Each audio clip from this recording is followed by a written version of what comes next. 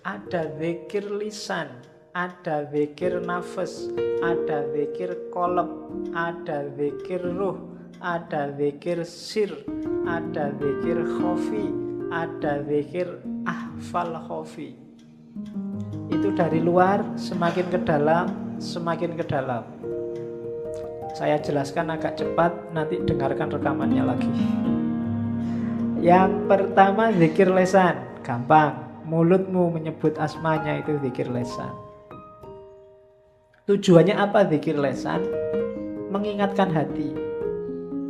Yuzakirul qalb, biar gak lupa sama Allah, dibantu oleh lisannya. Karena hati ini sering bolak-balik. Kalau kualitasnya sudah bagus, zikir nafas. Zikir nafas itu zikrun ghairu mafsmu. Kalau hatimu bilang Allah, kamu bisa merasakan. Mulutnya diam, tapi di sini Allah, Allah itu zikir nafas. Orang bilang suara hati. Kayak ada film yang bisa mendengarkan hatinya orang ngomong. Kata hatimu apa kedengeran, itu nafas. Jadi zikir nafas itu ya sama sebenarnya kayak mulut, tapi yang membunyikan sini. Kayak perasaanmu ngomong Allah, Allah itu zikir nafas. Naik level lebih dalam zikir qalb. Zikir qalb itu tidak lagi cuma ngomong Allah, Allah, tapi hatinya mulai mengamati hakikat Allah, kebesarannya sama keindahannya. Itu zikir qalb. Semakin fokus, semakin konsentrasi pada Allah, tidak hanya mengucapkan Allah. Itu zikir qalb.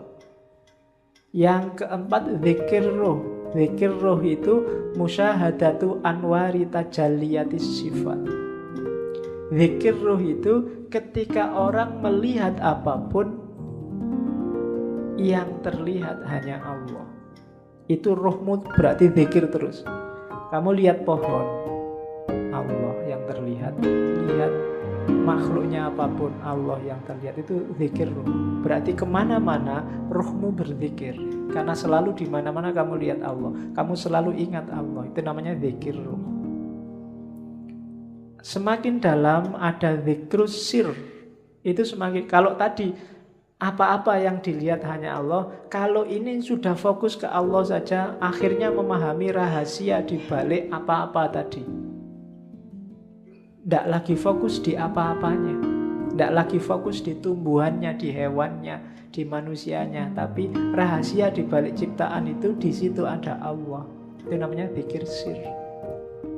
Sudah mulai fokus ke Allah saja. Semakin dalam namanya zikir khafi. Kalau zikir khafi ini bukan lagi tajallinya Allah yang jadi fokus. Kalau tadi kan yang roh itu yang dilihat tajallinya Allah, terus masuk ke sir, rahasia dari tajallinya Allah itu yang difokusi. Kalau sudah khafi, Allah saja. Hakikatnya itu Allah itu apa? Makanya ada istilah fi maq'adi sidqin, tempat duduk yang benar. Maksudnya posisi dan hakikat Allah itu apa? Itu zikrul khafi. Sudah tidak ada apa-apa lagi yang dipahami, difokusi, cuma hakikat Allah. Baru yang terakhir zikru ahfal khafi.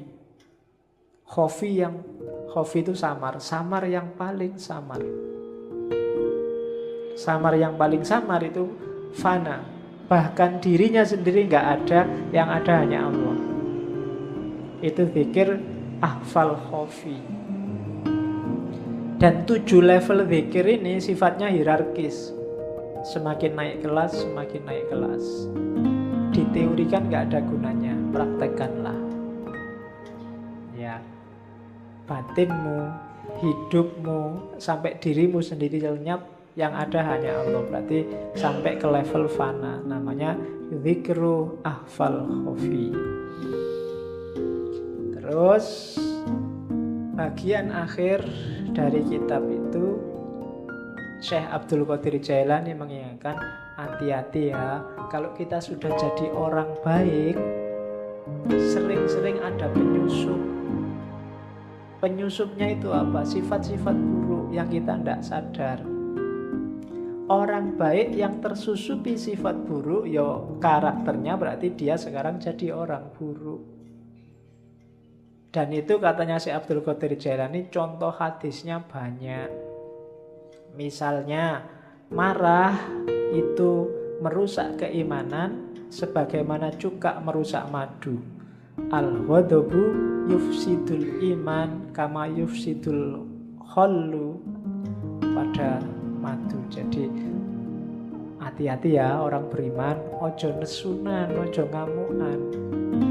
Kalau kamu ngamuan, imanmu rusak. Jangan beragama dengan marah. Marahmu itu merusak imanmu sebagaimana cuka merusak madu. Ini hadis populer sebenarnya, cuma kita jarang merenung, jarang tafakur. Jangan-jangan kita golongan orang beragama yang ngamuan. Begitu kamu ngamuan, ya berarti imanmu rusak. Kayak madu yang dirusak oleh cuka. Ada lagi contohnya, al-hasadu yakulul hasanat kama takulun narul khatobah. Ini hafalan zaman sanawiyah dulu. Hasad itu membakar kebaikan sebagaimana api membakar kayu. Hasad itu seneng lihat orang lain sumpek, dan sumpek lihat orang lain seneng. Itu namanya hasad. Kalau kamu hasad, kebaikanmu habis terbakar. Ada lagi, ghibah. Ini yang mungkin kamu jarang dengar ya. Al-ghibatu asyaddu minas zina. Ghibah itu ngomong orang lain, menggunjing yang tiap hari kita lakukan lewat Facebook, WA. Itu asyaddu minas zina. Lebih buruk daripada zina. Dahsyat ya. Tapi jangan dibalik ya. Daripada kita ghibah, zina aja lah. Mikirmu mesti gitu. Ya, hati-hati jangan ghibah. Ini kalau di Sirul Asror nanti di bawah ada. Kalau pengen ngejar sanadnya ada rangkaian sanadnya. Ada lagi al-fitnatu na'imatun. Fitnah itu sesuatu yang tertidur. Dan Allah melaknat siapapun yang membangunkannya. Siapa yang suka fitnah, bikin berita hoax, Allah akan melaknatnya. Orang bakhil itu tidak akan masuk surga meskipun dia abid atau zahid. Ada lagi riya, itu syirik khafi, syirik yang tersamar. Ada lagi para pemfitnah itu tidak akan masuk surga. Annama la yadkhulul jannah. Ini hadis-hadis yang menunjukkan sebaik apapun kamu, kalau menyusup dalam dirimu sifat-sifat buruk, maka tidak ada gunanya kebaikan semuanya. Ibadahmu, kesolehanmu, segalanya akan rusak kalau dia masuk sifat-sifat buruk. Namanya orang-orang yang mufsidin, rusak dan merusak. Maka hati-hati dengan moralmu, mentalmu. Oke, ini kalimat penutup. Kalau di Sirrul Asror, yang bagi ayyakuna lisaliki fatonan basiron nadhiron ila khawatimil umur. Seyogyanya, karena kita di Jogja, nah, ya kan yang bagi kan sejogjanya, masuk sesolonya kan enggak. Oke, sejogjanya seorang salik itu harus fatonah, pinter, cerdas, basiron, mampu membaca realitas rohani, itu basiron, nadhiron, mampu melihat realitas materi, ila khawatimil umur, hingga ke hakikat segala sesuatu. Jangan tertipu seorang salik. Wa yatafakkaru fi idbariha, dan berpikir, bertafakur, mencari hikmah terhadap peristiwa yang sudah terjadi. Walayah tarro bidzohiril ahwal, dan tidak tertipu dengan zohirnya sesuatu, zohirnya satu kondisi. Jangan ketipu dengan lahirnya.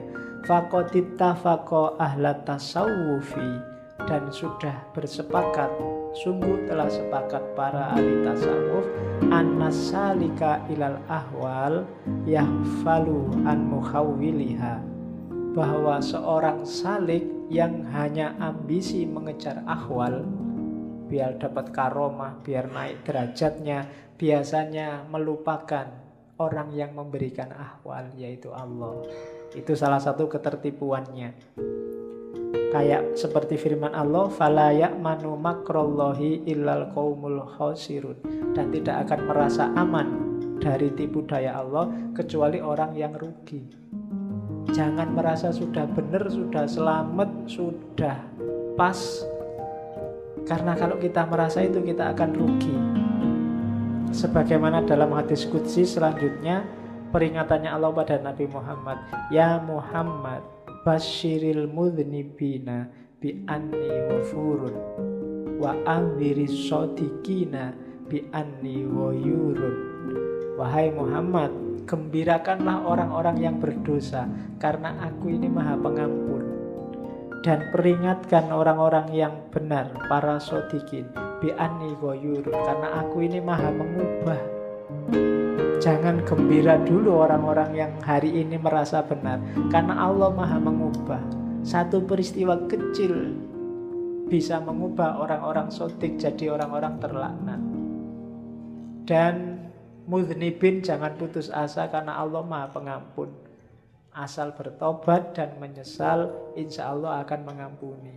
Jadi ya Muhammad basyiril mudhnibina bi anni wafurun wa anziris shadiqina bi anni ghayurun. Alhamdulillahirabbil alamin.